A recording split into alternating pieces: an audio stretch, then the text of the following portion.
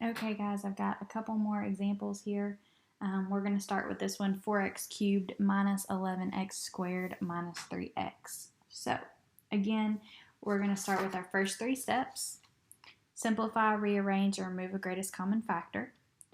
So if we simplify, there's nothing to do here. None of those are combined. None of those are terms that can be combined. Nothing to rearrange. It's already in standard form.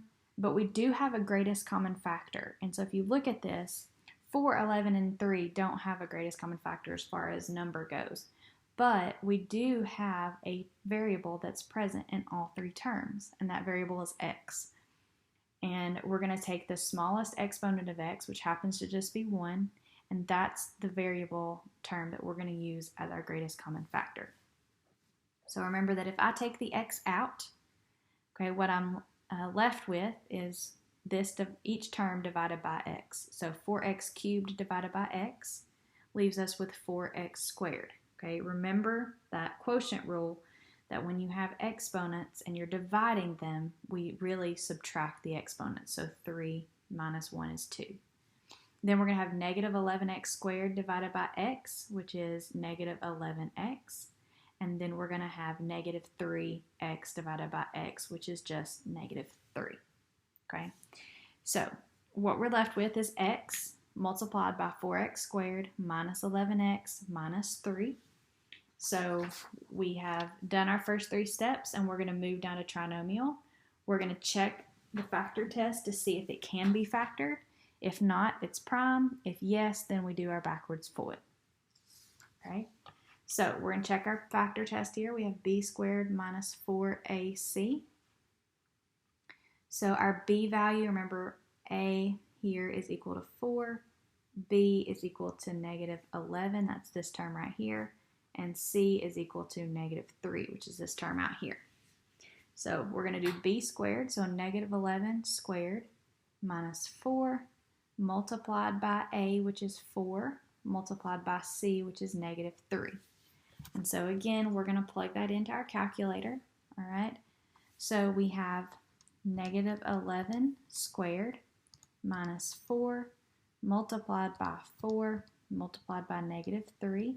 And we have all of that in parentheses, just like I have it written on my paper.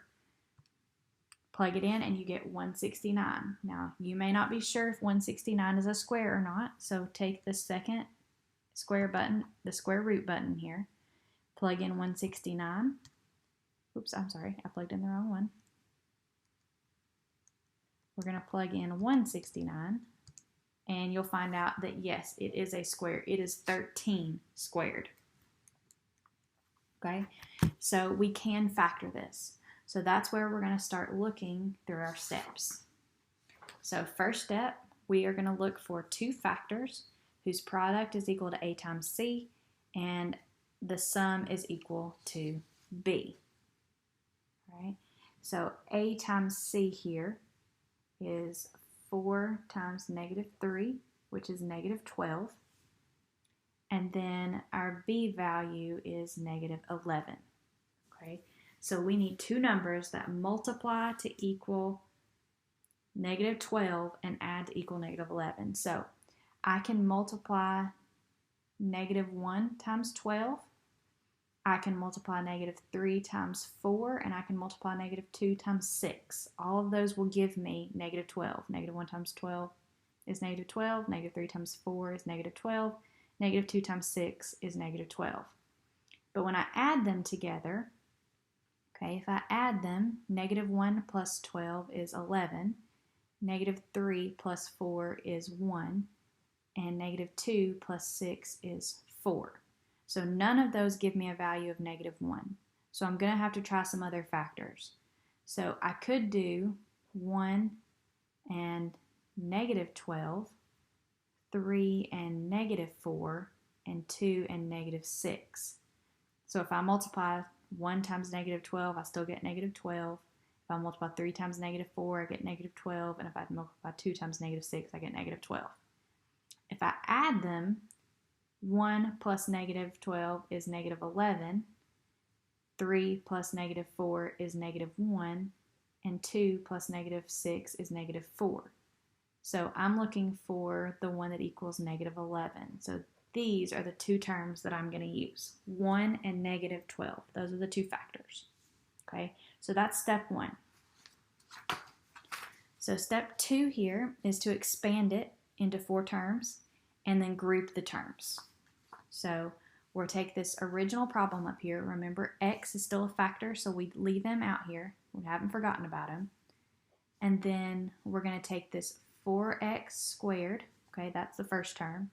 Then we take this middle term. This is what we're going to expand. Negative 11 is going to become negative 12 and 1.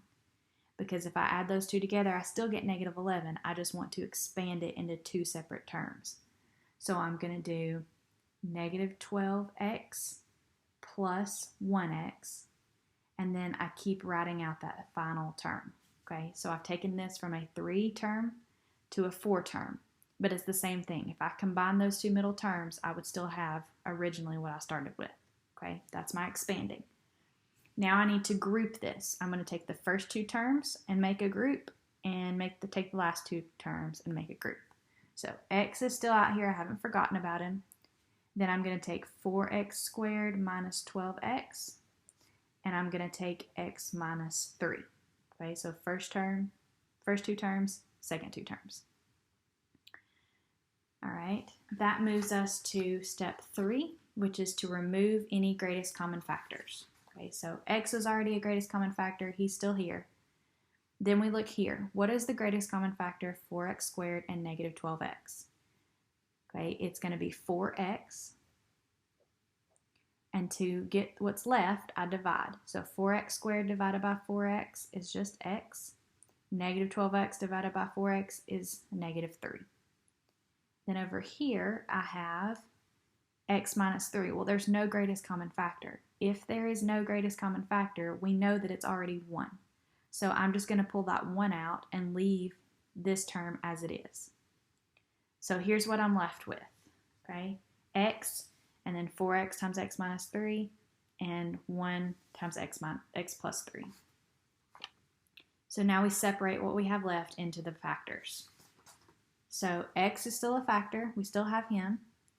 These 2 terms are the same, and since they're the same, okay, we use that as a factor.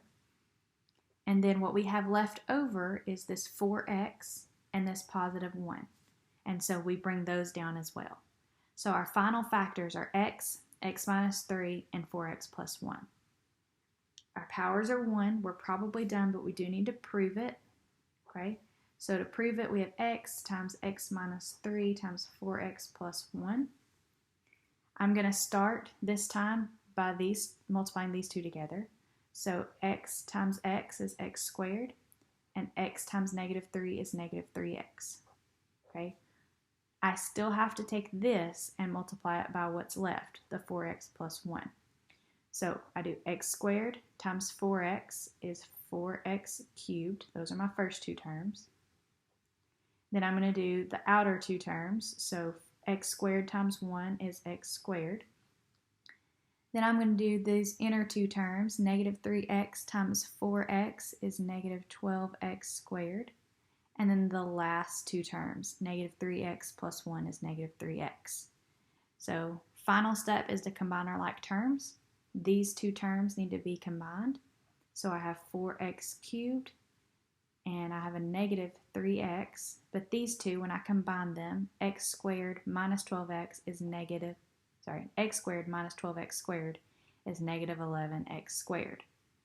So my final answer here is 4x cubed minus 11x squared minus 3x, which, if you follow back up to the original, is the same. Okay, so that tells me that this final answer is correct. X multiplied by x minus 3 multiplied by 4x plus 1. Final answer. All right.